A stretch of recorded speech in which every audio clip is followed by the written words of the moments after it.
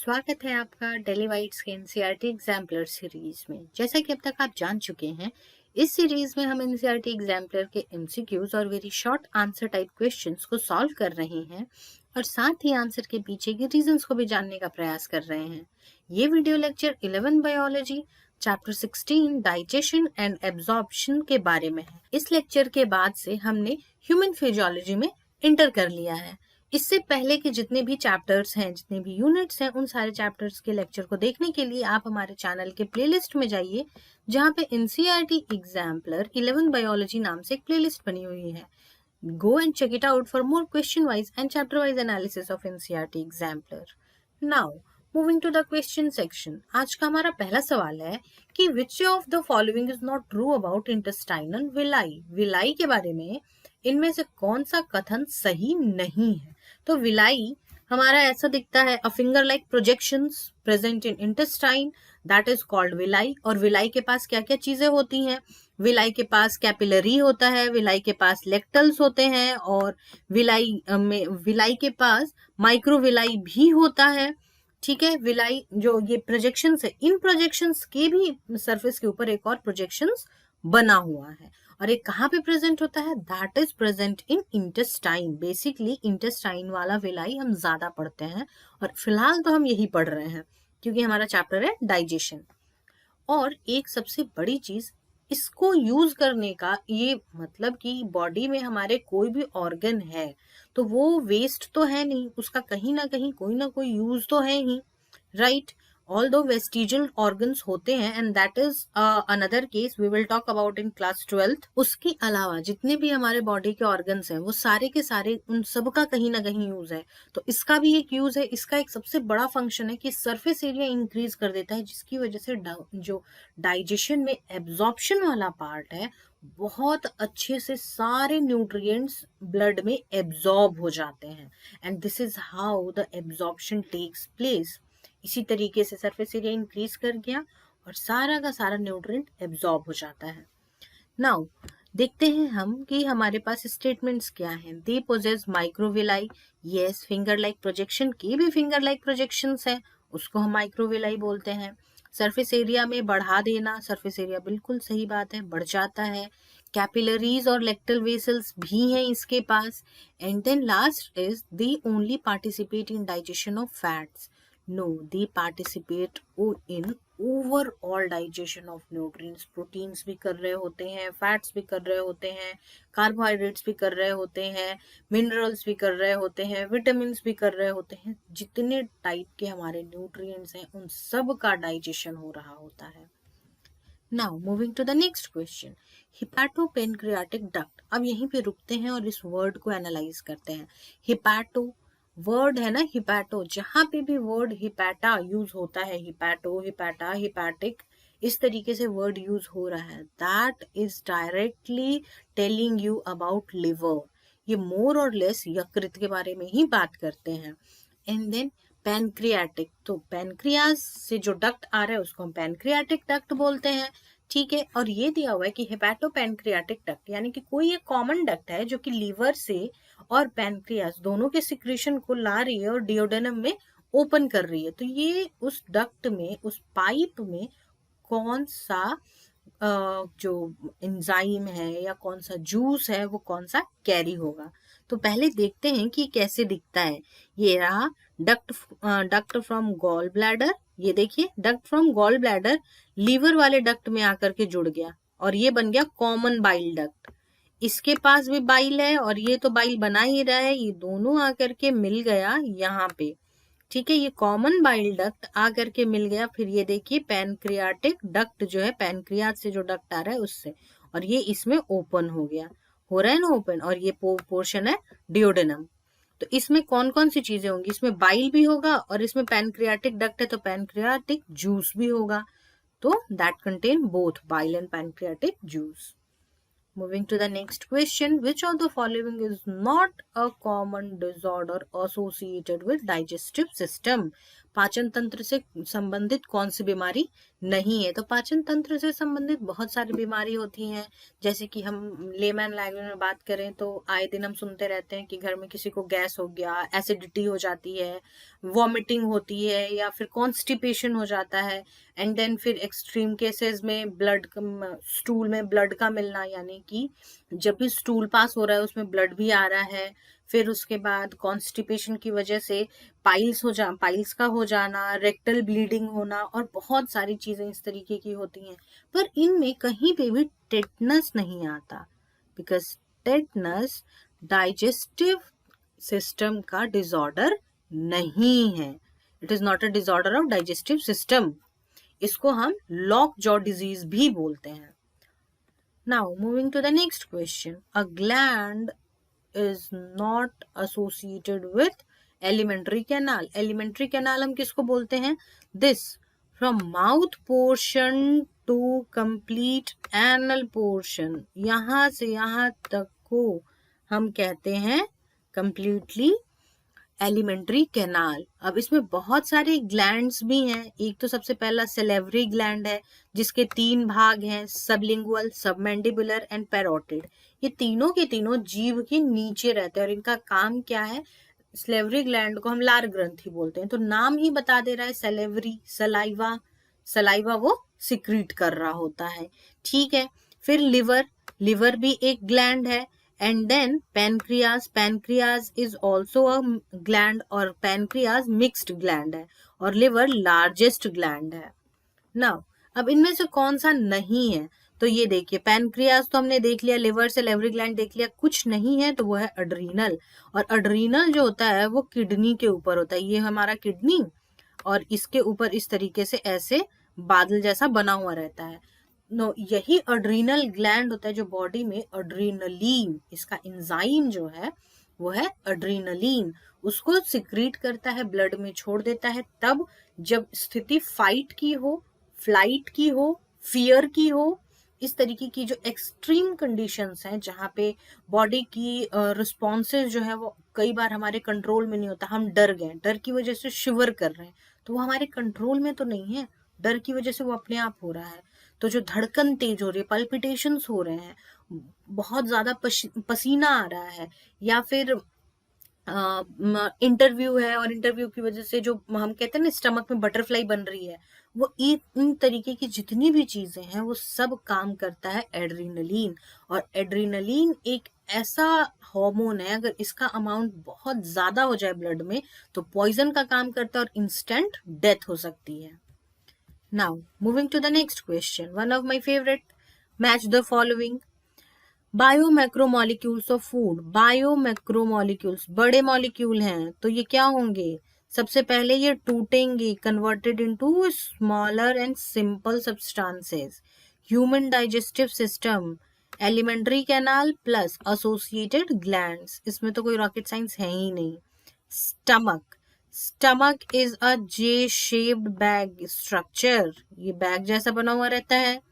Thecodont, देखो थीको और don't लिखा हुआ है, डोंट वर्ड यूज किया जाता है दांत के लिए, तो थीकोडोंट जो दिया हुआ है दांत के, हमारे बेसिकली इवोल्यूशन के क्रम में 3 टाइप के दांत होते हैं, उसमें लास्ट जो दांत है, सबसे evolved form of teeth, that is thecodont. इसमें क्या होता है कि जॉ बोन में इम्बेडेड रहता है दांत।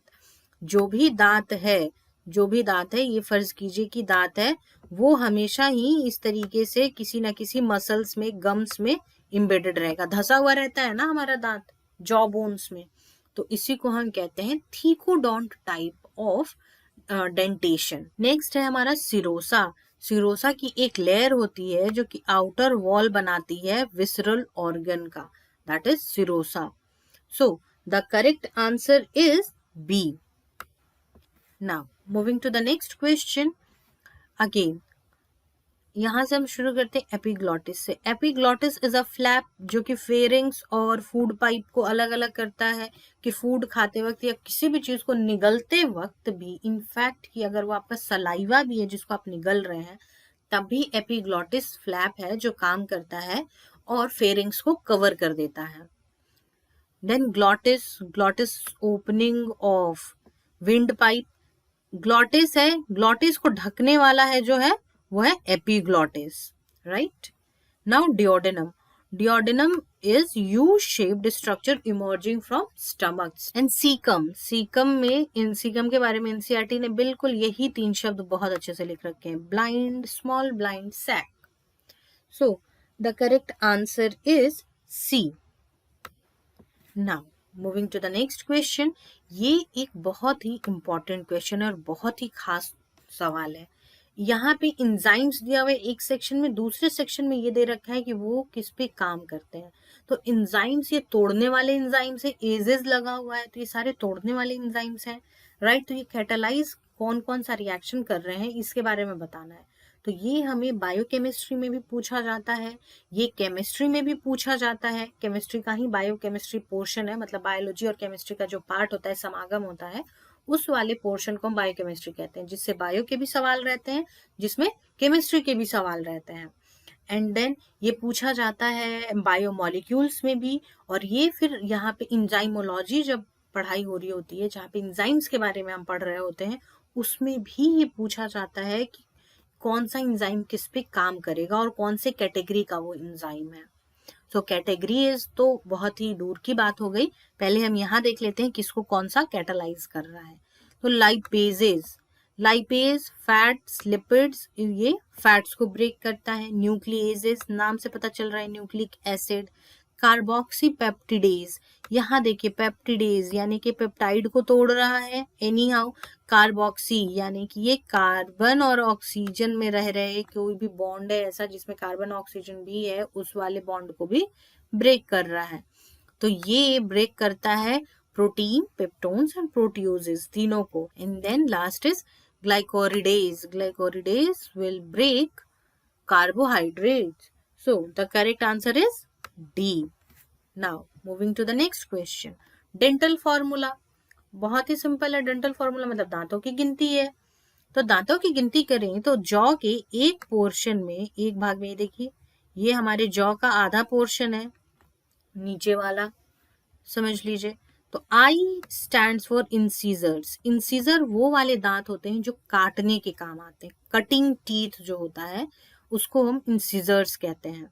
And C, C is canine, canine जो फाड़ने वाला होता है, जो नॉन वेजिटेरियन पीपल है वो यूजुअली, या फिर जो वेजिटेरियन पीपल जो गन्ना खा रहे हैं, तो गन्ना हम हमेशा जो हमारे पास तीखे वाले दांत है, तेज वाले दांत है, उससे चबाने की कोशिश करते हैं, उससे फाड़ने की कोशिश करते हैं। तो वो कौन से वाले टीथ है, वो टीयरिंग टीथ है, फाड़ रहे हैं किसी भी चीज को, तो दैट इज टीयरिंग टीथ। और ये जो कनाइन है ना, इनका डेवलपमेंट जो कार्निवोर्स होते हैं उनमें सबसे ज्यादा होता है, उनमें बहुत ही तीखे नुकीले कनाइन्स होते हैं, क्योंकि वो कच्चा फ्लैश खा रहे होते हैं, तो उनको बहुत ही तेज दांत चाहिए, तभी तो वो फाड़ पाएंगे फ्लैश को।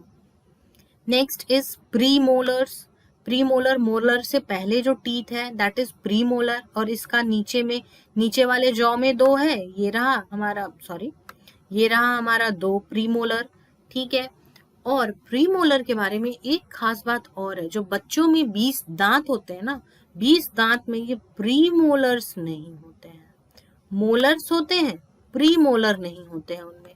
प्रीमोलर दांत अगर पाया जा रहा है दैट मीन्स कि बच्चा जो है अवयस्क हो रहा है, बड़ा हो रहा है। Now last is molar, molar और प्रीमोलर दोनों ही ग्राइंडिंग में काम आते हैं। जब भी हम खाने को चबा रहे हैं तो खाना जब एकदम पाउडरी सब्सटेंस बन गया है, मतलब बहुत ही ज्यादा स्मूथ हो गया है, तो वो हमारे निगलने वाले जगह के जस्ट पीछे वाले दांत के पास रह रहा होता है। अगली बार जब आप कुछ चबाइए तो इस चीज को ध्यान रखिएगा कि आपका फूड कैसे कैसे दांतों के पीछे पीछे ट्रेवल कर रहा है, उसी तरीके से दांत वो पीसने का काम करते हैं। So this is how we get to know the dental formula, 2/2, 1/1, 2/2 and 3/3। Half side में, हाफ साइड में, एक साइड में 3 इधर है मोलर्स और 3 इस साइड में होंगे, तो एक जॉ में 6 मोलर हो गए और ऊपर में फिर 6 मोलर होंगे, 12 मोलर्स हो जाते हैं। So the correct answer is B. Now moving to the next question कि लिवर सबसे बड़ा ग्लैंड है, सबको पता है हमें, और बहुत सारे उसके फंक्शन भी हैं, तो इनमें से कौन सा उसका फंक्शन नहीं है। तो लिवर के फंक्शंस में आता है कि ये हार्मोन का प्रोडक्शन करता है, डिटॉक्सिफिकेशन भी करता है, आरबीसी का डिकम्पोजिशन करता है। लिवर का एक पार्ट है जिसको हम स्प्लीन कहते हैं, और spleen is called as graveyard of RBCs. वहां पे जाके 120 डेज के बाद जब आरबीसीज का साइकिल पूरा हो जाता है तो वहां पे जाकर के आरबीसीज ब्रेक डाउन कर जाते हैं। Next is cholesterol synthesis, and then glycogen का रेगुलेशन करना, प्रोटीन का सिंथेसिस करना, आयरन का स्टोरेज करना, देन बाइल प्रोडक्शन। बाइल का प्रोडक्शन इसका सबसे इंपॉर्टेंट काम है ये लिवर का। टॉक्सिन्स अगर बॉडी में है तो उसको डीएक्टिवेट करना, इसीलिए जो लोग शराब पीते हैं और एक्सेसिव अमाउंट में पीते हैं उनका लिवर खराब होता है, क्योंकि बॉडी में वो टॉक्सिक बन गया ना, बहुत ज्यादा अमाउंट में लेने की वजह से। Excess of everything is bad, तो एक्सेस अमाउंट में जा रहा है बॉडी में ना, तो टॉक्सिन्स को डिटॉक्सिफाई कर रहा है, तो उस ऑर्गन पे सबसे ज्यादा इफेक्ट पड़ेगा। एंड देन लिवर के बाद सबसे ज्यादा इफेक्ट पड़ता है किडनीज के ऊपर। नाउ नेक्स्ट इज ग्लूकोज का रेगुलेशन करना। ब्लड में ग्लूकोज की कमी हुई तो ग्लूकोज वहां से लिवर से शुरू हुआ आना ब्लड में। एंड देन विटामिन के एब्जॉर्प्शन में हेल्प करना। Secretion of hormone called gastrin. Gastrin का तो सिक्रीशन ये नहीं कर रहा है, इसके पास एक मतलब वैसा हार्मोन का कोई सिक्रीशन तो है ही नहीं। Now moving to the next question कि इनमें से कौन सा सही स्टेटमेंट है उसको करेक्ट करना है, हमें उसे चुनना है। तो पहला नीचे से हम शुरू करते हैं पढ़ना। Bile contains trypsin. No, bile do not contains trypsin. Bile के पास तो ट्रिप्सिन होता ही नहीं है। Then enterokinase is secreted by pancreas. Pancreas से पैनक्रियाटिक जूस निकलता है, और पैनक्रियाटिक जूस का एक पार्ट है इंटेरोकाइनेज। डायरेक्टली पैनक्रियाज उसको सिक्रेट नहीं करता है।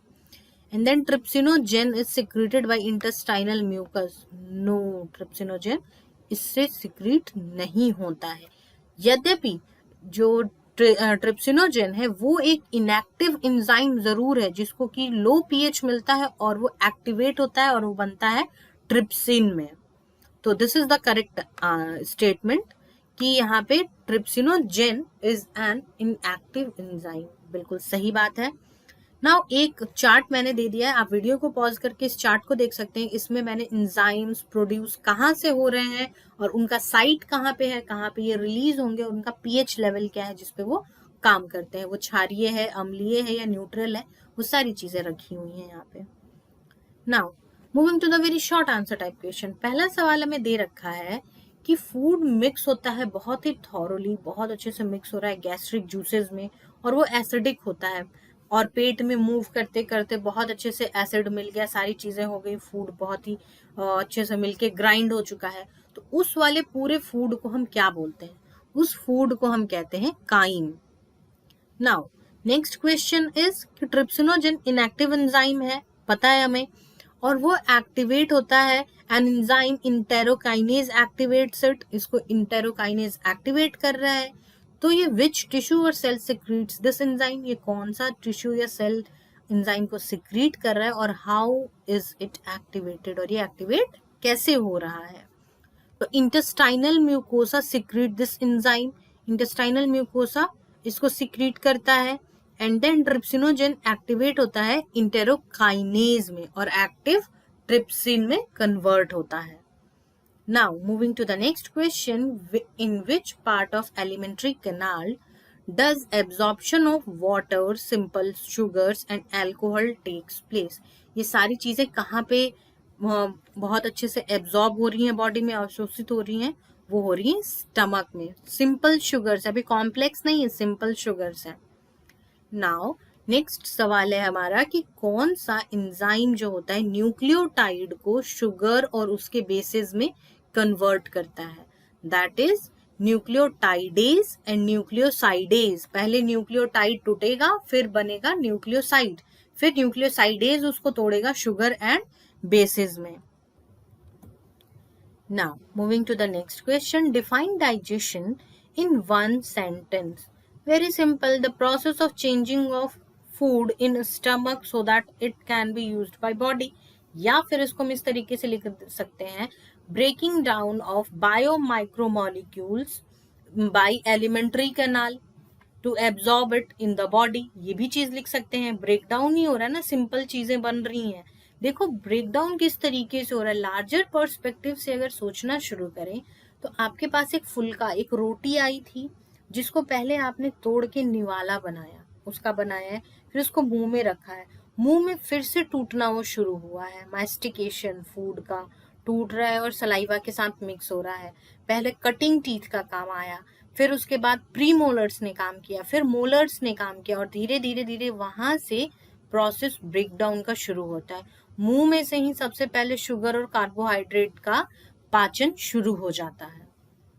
Now moving to the next question, what do we call the type of teeth attached to jaw bones in which each tooth is embedded in socket of jaw bones?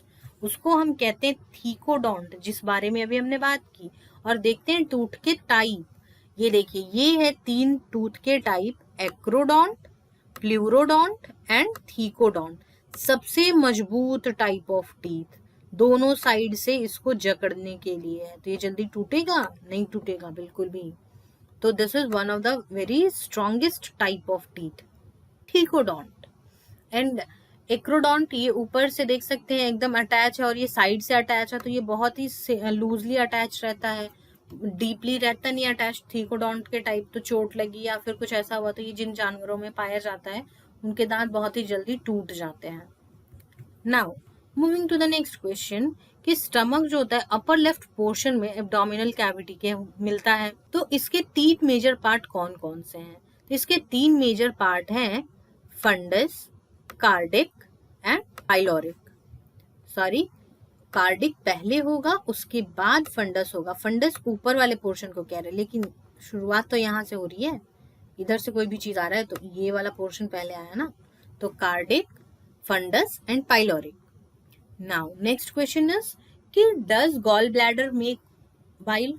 No, it stores bile produce by liver. Liver produce करता है और gall bladder उसको store करता है। Urinary bladder का क्या काम है, उसी तरीके से हम समझ सकते हैं, गॉल ब्लैडर है तो यानी कि वो स्टोर कर रहा है, यूरिनरी ब्लैडर यूरिन स्टोर करता है, उसी तरीके से ये भी ब्लैडर है जो बाइल को स्टोर करता है। और बाइल सिक्रीट कौन करता है? बाइल सिक्रीट करता है liver. Now moving to the next question, हमें सवाल दे रखा है कि इन स्टेटमेंट्स को हमें करेक्ट करना और जो बोल्ड किए हुए लेटर्स हैं उन दोनों में से कोई एक चुनना है। सबसे पहला दे रखा है कि गोबलेट सेल जो होता है वो क्या सिक्रीट करता है, तो म्यूकोसल एपिथेलियम बता रहा है ना हमें कि इंटेस्टाइनल म्यूकोसल एपिथेलियम, यहीं पे हमें हिंट दे दिया, that secrete mucosa. Now next दे रखा है कि फैट्स का जो ब्रेकडाउन हो रहा है मोनोग्लिसराइड्स या डाइग्लिसराइड्स में, वो किसके द्वारा हो रहा है? That is happening because of lipases, अभी हमने कुछ देर पहले ही देखा है। नेक्स्ट इज कि गैस्ट्रिक ग्लैंड स्टमक में जो होता है उसमें म्यूकोसा होता है और उनके पास क्या होता है? They have oxyntic cells. Oxyntic cells का काम होता है HCl को प्रोड्यूस करना। Next is saliva contains enzyme that digest starch। अभी मैंने बताया ना कि मुंह से ही शुरू हो जाता है डाइजेशन। नाउ नेक्स्ट इज कि ये मैंने एक चार्ट लगा रखा है जिसमें वेरियस ऑर्गन्स हैं, जो डाइजेस्टिव सिस्टम के हमारे ऑर्गन्स हैं वो हैं और उनका फंक्शन लिखा हुआ है इसके साथ में ही बताया हुआ है। वीडियो को पॉज करके आप इसको देख सकते हैं एक बार में। ये बहुत अच्छी चार्ट है जहां से कि याद हो जाए कि पूरे डाइजेस्टिव सिस्टम में क्या चल रहा है। एंड नेक्स्ट इज कि इंजाइम्स है और उस इंजाइम का सोर्स है और उसका डाइजेस्टिव एक्शन क्या है, जैसे कि सेलेवरी अमाइलेज, ये कहाँ पे होता है, कहाँ पे इसका सोर्स क्या है? इसका सोर्स है सेलेवरी ग्लैंड और इसका काम क्या होता है कि कार्बोहाइड्रेट के डाइजेशन में ये हेल्प करना शुरू करता है मुंह से ही, क्योंकि सेलेवरी ग्लैंड इसका सोर्स है ना। तो सेलेवरी ग्लैंड में लार ग्रंथि हमारे टंग के नीचे, जीवा के नीचे है ना लार ग्रंथि, वहीं उसका सोर्स है। यहाँ से सेलेवरी अमाइलेज बनना शुरू होता है और यहीं से कार्बोहाइड्रेट का डाइजेशन भी शुरू हो जाता है। तो इस तरीके से ये भी एक चार्ट है जिसको कि आप याद रखें, बहुत ही अच्छा होगा, इससे कोई भी सवाल नहीं छूटेगा। और हमेशा इस चीज को ध्यान रखिएगा कि इस चैप्टर में ये one of the most important चीज है कि एंजाइम, उसका डाइजेस्टिव एक्शन क्या है। So this was it for this video. आप हमारे टेलीग्राम चैनल से भी जुड़ सकते हैं जिसका लिंक आपको डिस्क्रिप्शन बॉक्स में मिल जाएगा। जाएं वहां जुड़ें और नए वीडियोस के अपडेट को प्राप्त करें। Until then, stay tuned, stay connected to Daily Bites. God bless you all.